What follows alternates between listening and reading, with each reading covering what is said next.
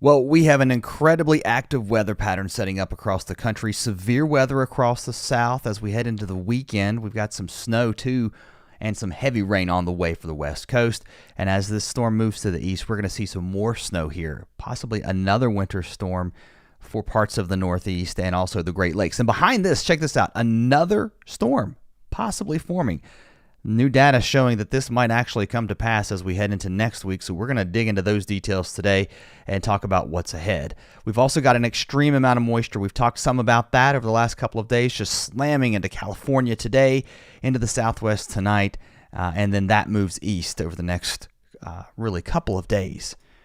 Let's talk about the rain and the snow and everything that we're seeing across the east first, and then we'll work our way west. The threat for severe weather ongoing through the morning hours across parts of Georgia, also into Florida. Some ice still lingering across parts of the northeast, and then we're seeing some snow develop here on the backside of this system as some really cold air punches in. Temperatures are really going to get cold behind this system. We've got a lot of cold air back up here across the northern plains through the morning hours. I mean, look at these temperatures near or well below zero from Nebraska, Kansas even, and to Iowa up into the upper Midwest, all the way to the Canadian border. It's cold here with temperatures well into the single digits, or maybe not even getting above zero in some parts of Minnesota through the day today. Another cold night tonight. Some modification to your temperatures back here. We do see those numbers modify, but across the east, as we head through Thursday today, I mean, enjoy the warmth, because I think you're in for one heck of a flash freeze in some areas as temperatures plummet behind our cold front that's going to be moving through. So by the time you wake up Friday morning, we could be back into the teens, maybe even single digits in some areas, and we're even pushing below freezing all the way into the south again. And temperatures a lot colder too across parts of the northeast where we do get a bit of a warm up. However, it's not going to stay very cold for long, at least in parts of the Ohio Valley. Numbers on the way back up as a lot of rain moves north heading into the weekend. There's going to be some severe weather, especially down here into the southern states. Look at these temperatures, maybe getting up close to 80 degrees. You've got temperatures back up into this region across, the upper Mississippi Valley in the single digits and teens. So a strong contrast in temperatures, and we also have a lot of energy that's going to be moving through to fire off those storms. Let's break it down a little bit closer hour by hour as we move through today. We've sort of talked about that severe weather across the south and the snow showers that will start to pick up across the Great Lakes, some lake effect snow, and also there's going to be some cold air too. And as that surges in, I expect to see some snow showers through early Friday morning. Otherwise, kind of quiet ahead of our next snow that starts to develop across parts of Iowa, Wisconsin, into Minnesota. This looks mostly north of Chicago. But there could be some light snow accumulations here, and then more snow into Michigan. It has really been snowing here for the last really couple of weeks. And honestly, it's been a snowy winter, and I think we have more on the way. Unfortunately, more ice, it looks like, for parts of Indiana, Ohio, down into parts of Virginia and West Virginia as another overrunning event starts to develop. The next storm is going to be different. It looks more like a classic winter storm with the upper level support, but these overrunning events have just been dropping just so much ice into this region, so much freezing rain, and it looks like we've got more on the way. Another concern is going to be the severe weather this weekend. In fact, this is a major concern that I see as the severe weather ramps up. Now, that powerful storm that's moving into the west is going to move east. A strong jet streak showing up here in the upper levels, and out ahead of this, we're going to see a lot of lift. I've been talking about this the last couple of days. You just see this strong, what we call diffluence, as the wind spreads out away from that jet streak and ahead of our trough that's swinging through. So a lot of upward dynamic support, not just during the day Saturday night, maybe even into Sunday, and some of this may move east. Storm Prediction Center already really ramping that up here across the south with an enhanced area that's really running from Louisiana, southern Arkansas into Mississippi and Alabama. Strong damaging winds, hail, and I think tornadoes are going to be a high risk as we head into the weekend with a tremendous amount of wind shear that you're seeing there on the upper level setup with change of wind direction with height. And that could go all the way up into Kentucky. So a very active weekend. And I tell you what happens to this as it propagates east. The Storm Prediction Center doesn't have anything out right now beyond day 3. So day 4, the predictability is too low, and day 5. But you get the idea of where this is headed. So let's break this down on the European. There's the snow moving through the Great Lakes, and we'll take it day by day heading into Friday. Rain across the south, some really heavy rain, very heavy. And it could really cause some issues early in the morning. So I say early in the morning. I see someone commenting in the chat. It's early. Yeah, I'm in the eastern United States. So it's what, 6 in the morning. I don't know what time. If you're in the West, it's 3 a.m. So yeah, pretty early here on the East Coast this morning. But it's going to rain this weekend. And it's going to get heavy across the Tennessee Valley with some heavy snow into parts of the Northeast. Some ice, too. We've talked about that. And there's your severe threat heading into Saturday. Another blast of cold air behind this. Rain changing to snow as far south as Missouri and Arkansas. It's not going to be a big snow here, but cold enough for snow into parts of Indiana and Kentucky as that cold air advection picks up. Low pressure deepening as it gets towards the coast. And now the potential, I think, for some heavy snow on the northern side of this. Cold Arctic air as your polar vortex drops way south here. It's completely decimated right now. You don't have a lot of that concentrated around the North Pole. So with that happening, the cold is moving south. And it's going to get pretty chilly too. And now you've got the setup with your baroclinic zone. That's your change in temperature, that line, that dividing line, if you will, really far to the south. With that, now you got to watch what moves into that zone as we head into early next week. By the way, this could be one heck of a snow for parts of the Northeast. I don't know. And when you look at New York, I think it's a little too warm on this run, and the last couple of models have shown too much warm air intrusion for the cities.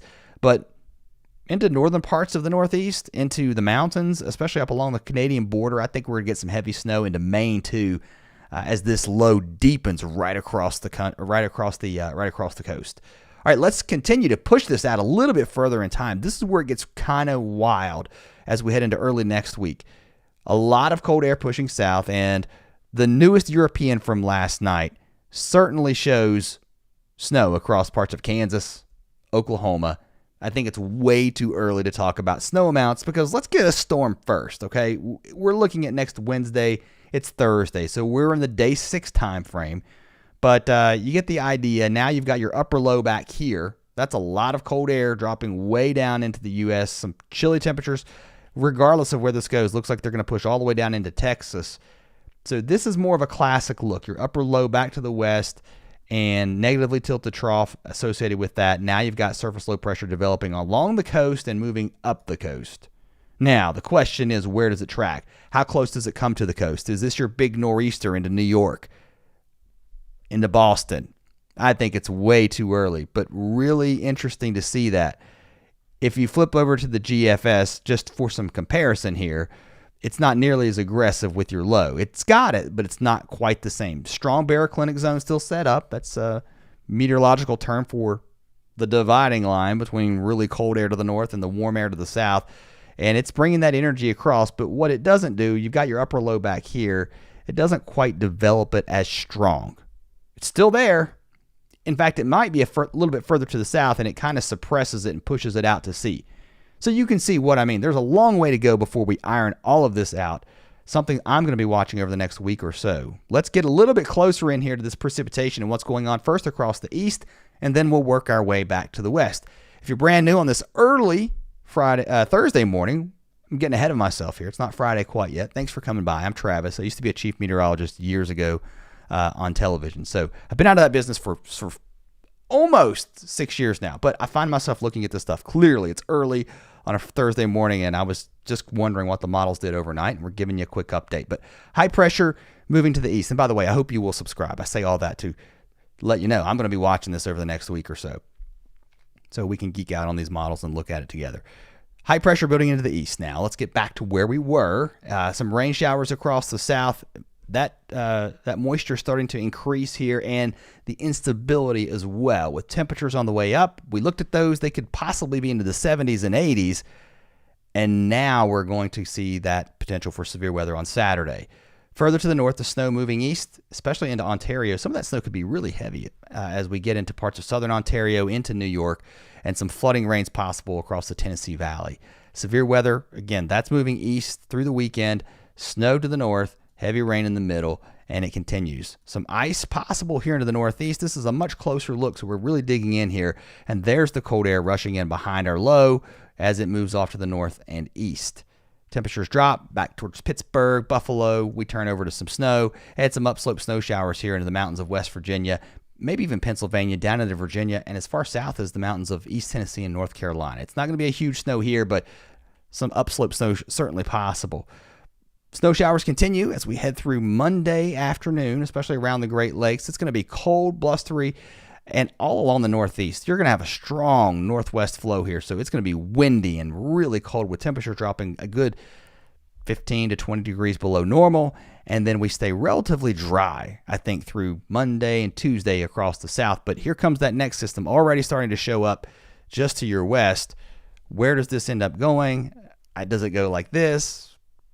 Honestly, I don't know. If you go back to yesterday's run, you had a little bit of a different look, right? It was much more suppressed. So if I had to tell you what happened overnight, things trended a little bit further to the north on the European. And not did it just trend to the north, it trended much stronger with a really strong coastal low that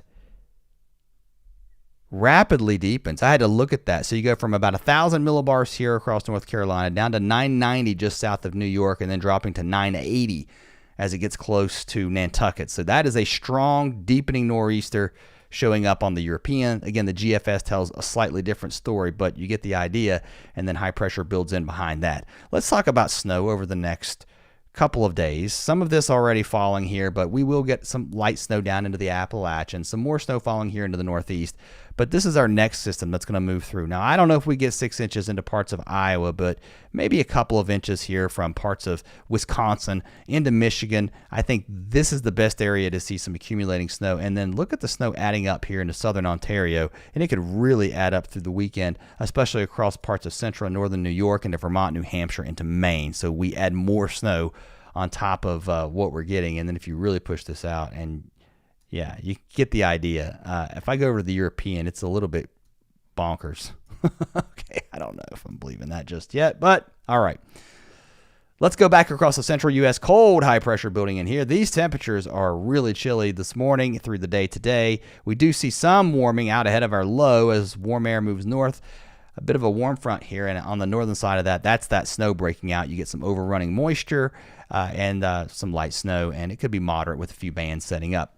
Surface low pressure moving to the east as we head now into Saturday. Again, your severe weather really down in here across the south, pushing off to the east with a lot of instability, and then some more light snow back across parts of Colorado, maybe even Nebraska. Not a lot of snow into South Dakota, North Dakota. I mean, it's almost like you guys are in a snow donut hole, and I think you're going to see more of that. You might get a little bit of light snow heading into Monday and Tuesday, but the next big storm looks still well to your south. And you know, this is the European. You kind of get the idea. I don't know if we're going to see snow all the way down into Dallas, ice into Texas.